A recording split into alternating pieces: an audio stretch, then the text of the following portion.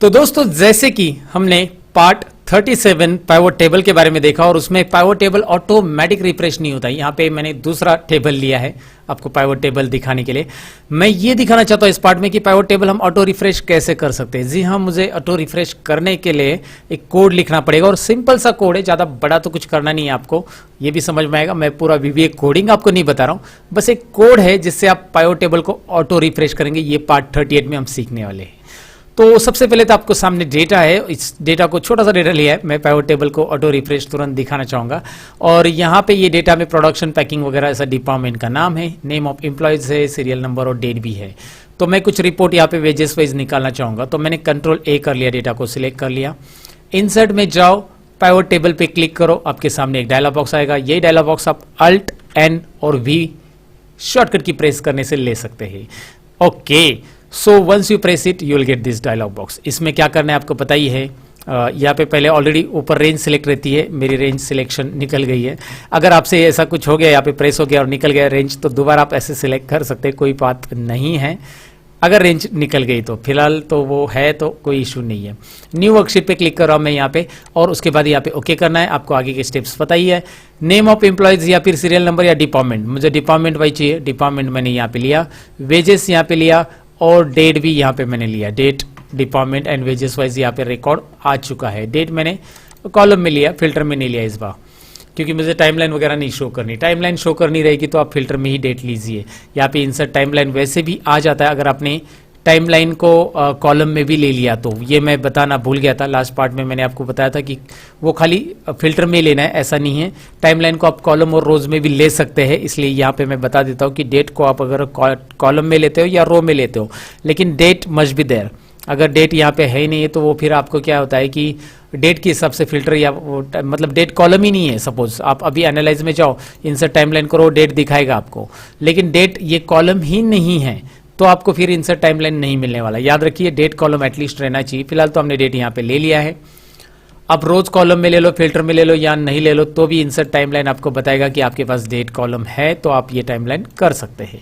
अच्छा, इसे अभी मैंने क्या किया, ये डेटा है, ये जो डेटा है ओरिजिनल डेटा, इसमें मैंने प्रोडक्शन जो है, प्रोडक्शन डिपार्टमेंट यहाँ पे दिख रहा है आपको। प्रोडक्शन डिपार्टमेंट में 1 तारीख है, सपोज 2016 की 1 तारीख, 2 दिसंबर 2016 1 तारीख, तो ये जो है इसमें 120 है और यहाँ पे टोटल आपको दिख रही है 370, मतलब टोटल मिलके आ रही। तो 120 की जगह मैं अगर 350 यहाँ पे करता हूँ या 300 करता हूँ, तो यहाँ पे वो डेटा नहीं बढ़ रहा है, क्योंकि आपको एनालाइज में जाना पड़ रहा है और एनालाइज में जाकर आपको यहाँ पे रिफ्रेश ऑल करने की जरूरत पड़ेगी।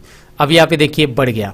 अब ऐसे ही ऑटोमेटिकली होना चाहिए, तो मैं क्या करूँगा इस पार्ट 38 शीट के लिए Alt+F11 ये शॉर्टकट की प्रेस करूंगा। Alt+F11 यानी कि विजुअल बेसिक का विंडो यहाँ पे ओपन करेगा, एक्सेल विजुअल बेसिक विंडो। यहाँ पे पूरा ब्लैंक आ रहा है, जानबूझकर मैंने ये सारी चीज़ें क्लोज रखी है, क्योंकि आपको ऐसी दिक्कत आ सकती है कि आपके सामने विजुअल बेसिक ब्लैंक भी आ सकता है। या फिर इस विजुअल बेसिक को लाने के लिए वैसे भी आपको अलग तरीके रहते हैं, एक डेवलपर टैब रहता है, वहाँ से आप ले सकते हैं उसे। डेवलपर टैब यहाँ पे नहीं आ रहा है तो फाइल में जाइए, ऑप्शंस में मैं आपको दिखा रहा हूँ। ये सारी चीज़ें आपको मुझे पहले ही बतानी है, इसलिए मैं यहाँ पे बता रहा हूँ कि ये स्टेप बाय स्टेप करोगे तो भी आपको विजुअल बेसिक स्क्रीन मिल जाएगी। फाइल ऑप्शन में जाइए, कस्टमाइज रिबन। कस्टमाइज रिबन में यहाँ पे डेवलपर टैब एक आ जाता है, देखिए डेवलपर टैब दिखाई दे रहा है, ये डेवलपर टैब आ गया। अब यहाँ पे ओके कीजिए, अब डेवलपर टैब में क्लिक कीजिए, दिखाई दे रहा है डेवलपर टैब आपके सामने है। नाउ व्हाट इज नेक्स्ट, यहाँ पे विजुअल बेसिक पे क्लिक कीजिए, ये विंडो आ गया।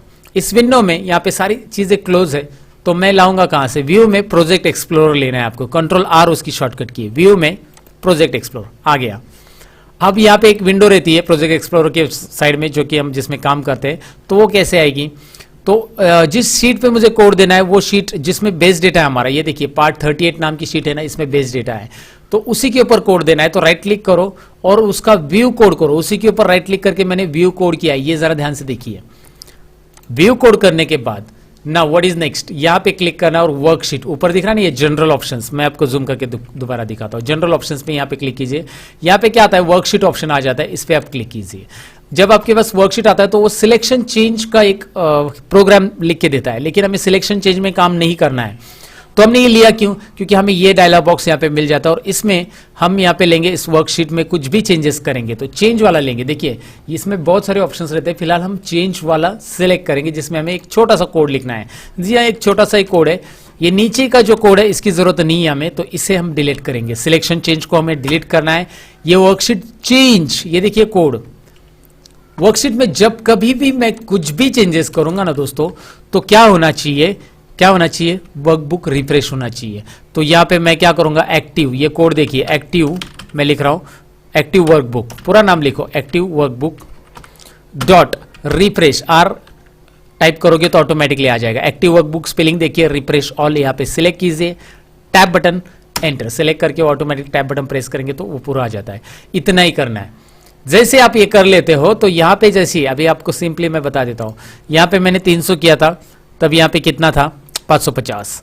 सो यहां पे मैं अभी करता हूं 100 और एंटर कर देता हूं, और यहां पे जाके देखता हूं कि ओह ऑटोमेटिक रिफ्रेश, मुझे रिफ्रेश करने की जरूरत नहीं पड़ रही है ना। इंटरेस्टिंग, ये जरूर करके देखिएगा और फिर आप अपने दोस्तों को इंप्रेस कर सकते हैं। भाई ये देखो, ये पाइवट टेबल आप ऑटो रिफ्रेश नहीं हो रहा था लेकिन अब हो रहा है। सो इंटरेस्टिंग है। तो बस ये पार्ट यहां पे हम खत्म कर देते। 38 पार्ट था एक्सेल सीरीज का। Thank you very much for watching guys. मैं सतीश लेता हूं अलविदा, बाय बाय। पार्ट 39 में मिलते हैं।